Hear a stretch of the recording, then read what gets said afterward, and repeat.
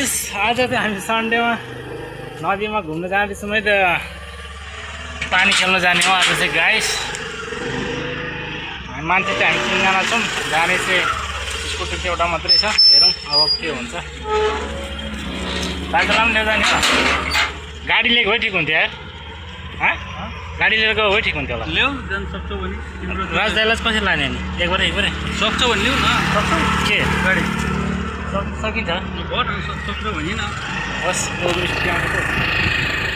Guys हामीले निस्क्यौँ है त अब अन्त नदीमा खेल्न जाने हो कति लाग्छ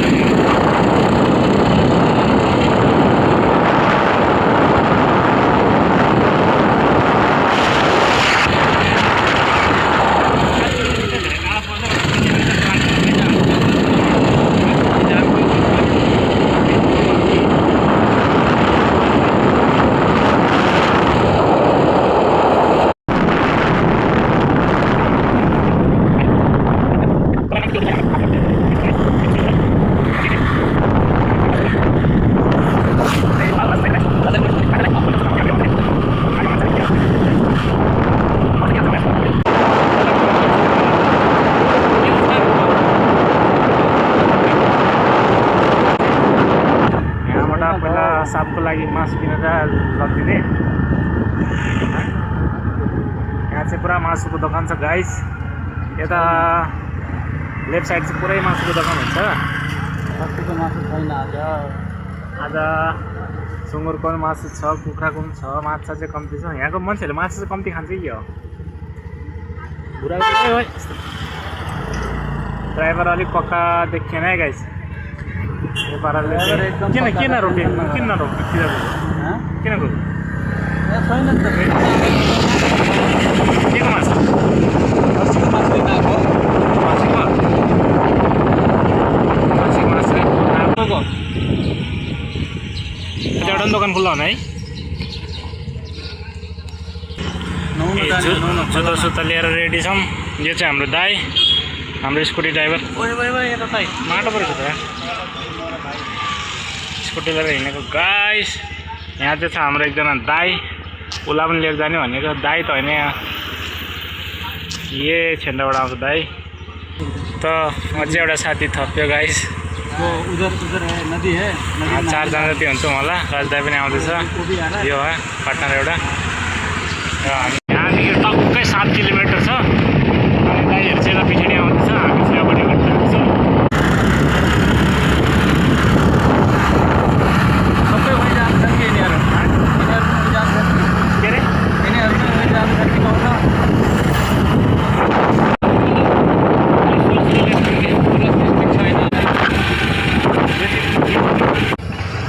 यता चाहिँ यस्तो दोकान चलिरहेको छ आएर यहाँनिर यो चाहिँ क्रिकेट ग्राउन्ड हो यता चाहिँ के भन्छ यो जग्गा मान्छे के भन्छ यहाँ पनि मान्छेहरू सायद सबैजना भएर यसो रमाइलो गर्न आउँछ नदीतिर कोही जाँदैछ कोही भएर आउँछ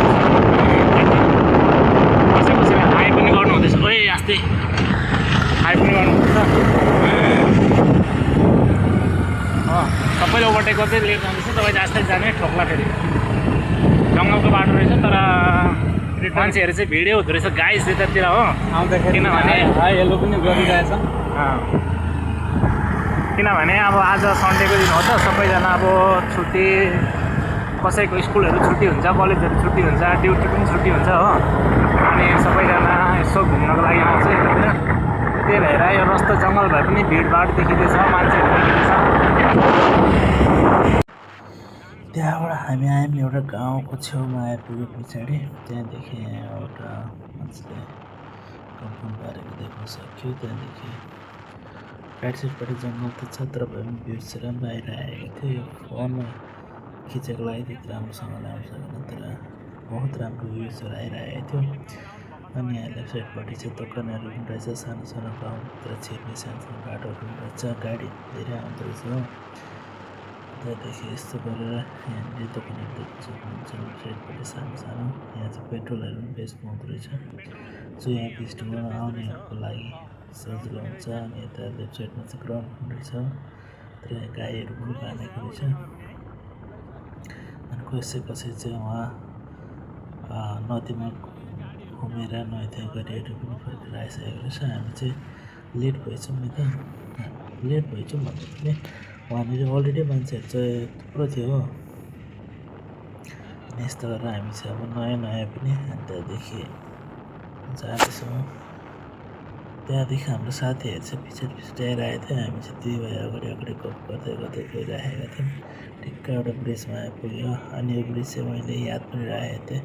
अब हामी फर्केर आउँदाखेरि चाहिँ यो ब्रिज पाउँछ कि पाउँदैन होला भनेर, किनभने नयाँ ठाउँमा जाँदाखेरि त्यस्तो खालको के कुराहरू याद गर्नुलाई राखिन्छ नि त। त्यस्तै गरी यो ब्रिज चाहिँ मैले याद राखेको थिएँ मनमा। ब्रिज पार हुने बित्तिकै राइट साइडपट्टि लाग्यो। त्यहाँदेखि हाम्रो अगाडि एउटा स्कुटीमा बाइक जाँदै थियो। तर बाटो सानो भए पनि दुईपट्टि घाँसहरू ठुल्ठुलो हुँदाखेरि चाहिँ भ्युज पनि धेरै राम्रो आइरहेको थियो, धेरै नै मजा लागिरहेको थियो त्यो दिन घुम्नुको लागि। यहाँनिर चाहिँ सानो एउटा उकालो रहेछ। उकालो पार हुने बित्तिकै राइट साइडपट्टि एउटा घर रहेछ, टिनाको कम्पाउन्डहरू लगाएको। यहाँ चाहिँ मान्छेहरू बस्छन् थाहा छैन, तर भने उसको बगान गार्डनहरू चाहिँ बहुत ठुल्ठुलो रहेछ। लेफ्ट साइडपट्टि चाहिँ नानीहरू जानु हुँदैछ, उनीहरू सायद वहीँ जानु हुँदैछ होला, किनभने हामी चाहिँ अब नयाँ भएको लागि धेरै एक्साइटमेन्टमा पनि थिएँ म। अनि यहाँनिर ठ्याक्कै हामी आइपुग्यौँ। यहाँ चाहिँ गाडी बाइक पार्किङहरू रहेछ। अनि हामी नै यहाँनिर दुईवटा बाइक हाम्रो थियो लगेर पार्किङ लगायौँ। अनि पार्किङ लगाएको पछाडि हामी टक्क तल नदीपट्टि जाँदैछौँ। यता गाइस पार गरियो। अनि पार गरेर अब पुरै नदीको तल आइपुग्यो। सबै नै आउँदो रहेछ यतातिर घुम्नुको लागि। हामी पनि आइपुग्यो। पुरा भिड हुँदो रहेछ त है। उता नि के लेखेको छ यहाँ, यिनीहरूकै भाषा लेखेको छ, त्यो चाहिँ हामी थाहा भएन गाइस के लेखेको छ। पुरै आएर त्यतिर पुरा पिकनिकहरू पनि खाँदो रहेछ हो मान्छेहरू। खोइ हाम्रो एमडी साहब यहाँ चाहिँ खेल्ने ठाउँ रहेछ हो। कसैले त गाडी पनि भित्र लगेर हाल्दो रहेछ नि त है। यस्तो टाइपको रहेछ यहाँ। तपाईँहरू देख्न सक्नुहुन्छ उता माथि चाहिँ ढुङ्गा रहेछ। यस्तो छ हो। यहाँनिर यसरी पार्टी गरिरहेछ मान्छेहरू। यहाँनिर पौडी खेल्ने हो गाइस। यहाँनिर के थाहा चाहिँ माथि पनि जान सकिन्छ।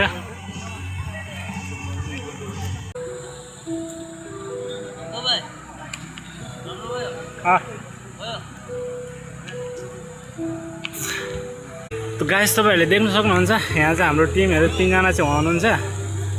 अनि म चाहिँ उहाँ पारी गएर आइसकेको। फोटो खिच्ने मान्छे नै भएन नि त म चाहिँ यहाँ आएर फोटो खिचिरहेको छु। अब उनीहरूको पाली उनीहरू आएर अब फोटो खिच्छ। अनि म चाहिँ आउनेछु। फुल्डिङ हान्नु क्या, फुल्डिङ हान्नु। अब यहाँ चाहिँ त एकजनाले फुल यसरी टाइगर सम्मान भयो। अब नेक्स्ट यो रातो गन्ज ल आउनु। अब उसले पनि यहाँ पहिले स्विटै हान्नु भयो त, उसको चाहिँ बवाल थियो है। अब नेक्स्टमा हान्छ यो आसामी हाम्रो साथीभाइले। उसले चाहिँ अगाडिपट्टिको फुल्डिङ हान्यो। त्यहाँदेखि यसको पाले पछाडि चाहिँ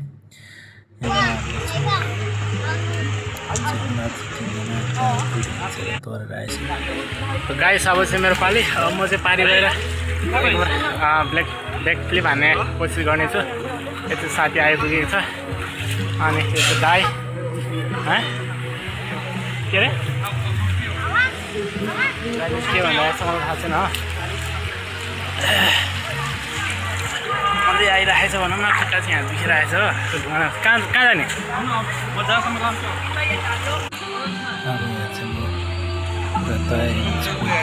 लागि अब मैले यहाँबाट ब्याक फ्लिप स्टार्ट गरेँ, तर मेरो खुट्टा स्लिप गरेर म एकैचोटि तल गिरेँ हो। योभन्दा फास्टचोटि चाहिँ मैले ब्याक फ्लिप हानेको थिएँ। त्यतिखेर चाहिँ भिडियो रेकर्डिङ नगरेको लागि त्यो चाहिँ दाइ गइरहेको छ यतातिर। कहाँ जाने हो थाहा छैन। सिधै गइराखेको छ। यतातिर चाहिँ के छ यहाँ पारी चाहिँ?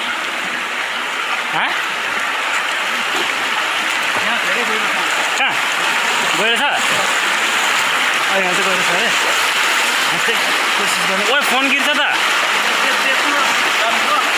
फोन गिर्छ त। जाएगा। ओए आ जाओ उतर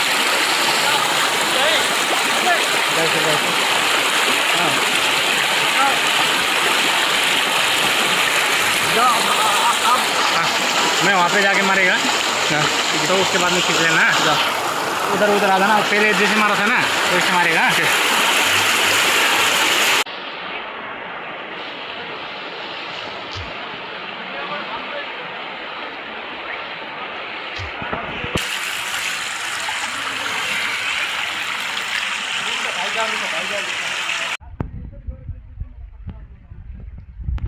तो हाँ, ये अभी सर पे उतरा है, अभी लॉन्ग जंप मारेगा। देखते हैं ये उतने पता है कि नहीं। बहुत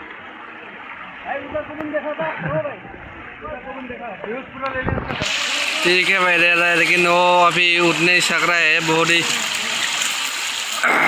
खतरा है ये उठने के लिए, फिर भी कोशिश कर रहा है भाई। अभी उठ गया है। बारिश आ गया भाई, मोबाइल दीजिएगा। अभी बारिश गिर रहा है, अभी बारिश गिर रहा है। अभी घर के नीचे में तो जाके कपड़ा रख देगा ना। हाँ थक गया यार। भाई पूरा थक गया है। अभी हम ब्लॉग बना रहे हैं, भाई थोड़ा सा थक गया है, इसलिए हम फर्स्ट टाइम ब्लॉग है। मारने वाला था लेकिन वो स्लिप करके ऊपर थोड़ा सा वो कुछ है ना, इसलिए मेरा फर्स्ट टाइम है, मैं जानते नहीं। सेट को था कपड़ा। तो यही कुछ नज़ारा है, पूरा बारिश गिर रहा है ये पूरा। अभी तक इनको मज़ा नहीं आ रहा है, और थोड़ा देर और इसको मज़ा आ रहा है। ये थोड़ा सा थक गया है, थका नहीं है लेकिन फिर भी ऐसा ही। और ये भाई बैठा है। पानी से निकलने का मन नहीं कर रहा है। ये तो पूरा एकदम मज़ा ले रहा है। पूरा मज़ा ले रहा है ये, बहुत मजा। हम लोग 3 आदमी रहेंगे वो तो ठीक है। अरे पानी दे वही भाई रुक भी जाएगा।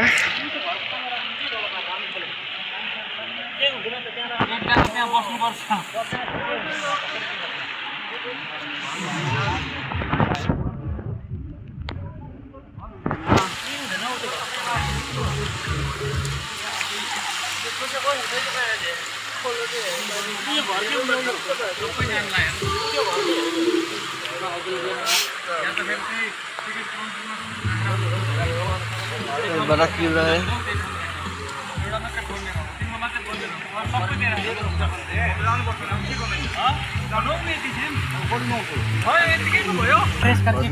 अभी ये कपड़ा पूरा भीग गया है, बारिश गिर रहा है, इसको थोड़ा सा साइड में रखना पड़ेगा। ये पूरा भीग गया है रे, बारिश बहुत ही तेज गिर रहा है। वीडियो में शायद पता नहीं चल रहा है, फिर भी मतलब मेरा ये जो भाई का मोबाइल है पूरा भीग गया है, फिर भी कोई बात नहीं है। ये घर के नीचे थोड़ा देर रुकेगा। ये आग जल रहा है, मतलब इधर में कुछ बना के खाया है। अभी मतलब संडे में बहुत ही इधर में बहुत आदमी घुस जाता है। ये देखो गाड़ी कितना है, बहुत सारा है। ये भाई भी है, तो ये कुछ बना के खाया है, रखे हम रख करके आया है।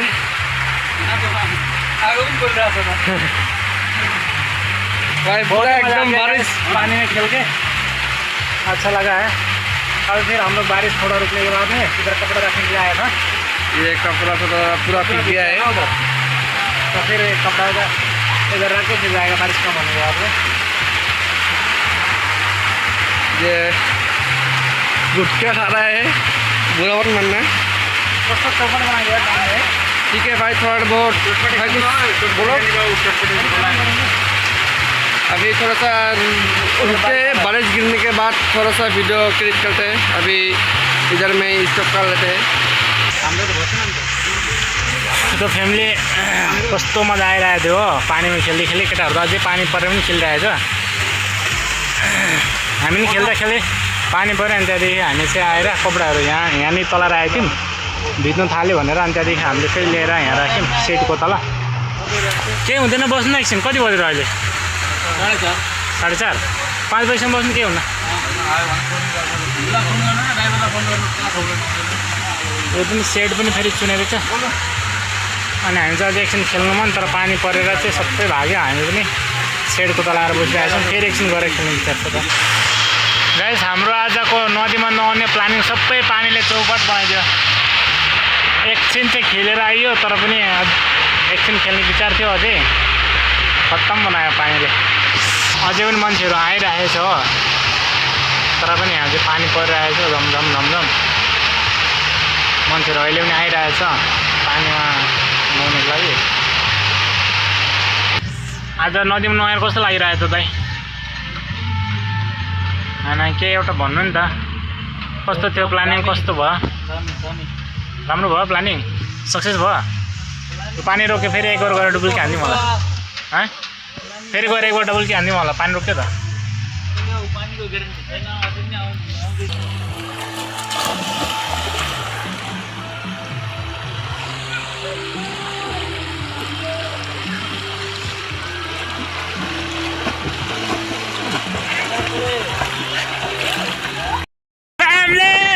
घूम के फिर से वापस आ गया है बाकी जाते समय में यहाँ पे पूरा उजाला था अभी अंधेरा हो गया है मतलब बारिश दे दिया ना रास्ते में आते आते तो पूरा अंधेरा हो गया है गाइस लेकिन जो भी है गाइस तो वहाँ नदी में वो पानी खेल के बहुत ही अच्छा लगा है एकदम फ्रेश महसूस हो गया क्योंकि ड्यूटी करते करते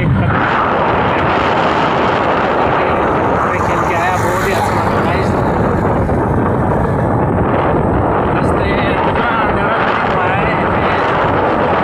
कि पेड़ उड़ है इसके कारण ज़्यादा अंधेरा दिख रहा है लेकिन उतना अंधेरा तो हुआ नहीं है अभी आदमी लोग लाइट भी चला के चारों तरफ पेड़ ही पेड़ है ना तो रास्ते में अंधेरा सा दिख रहा है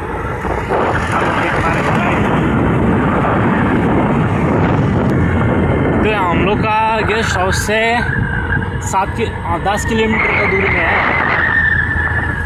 तो आप भी लोग अभी भी जा रहे हैं वहाँ पे नदी पे खेल्ने के लिए हेलो यहाँ हेर्नुहोस् गाइस यस्तो छ नजारा भ्यूज यही नदी हो उतापट्टि घुमेर गएको छ हामी चाहिँ यतापट्टि गएको हो यो नदी चाहिँ आउनु चाहिँ यतातिरबाट आएको हामी चाहिँ आएको यताबाट गएको चाहिँ यतापट्टि हो गाइस तपाईँहरू देख्नु सक्नुहुन्छ सबै यहाँ जति पनि गाडी बाइकहरू आउँदैछ सबै वहीँबाट आएको हो गाइस तपाईँहरूले देख्नु सक्नुहुन्छ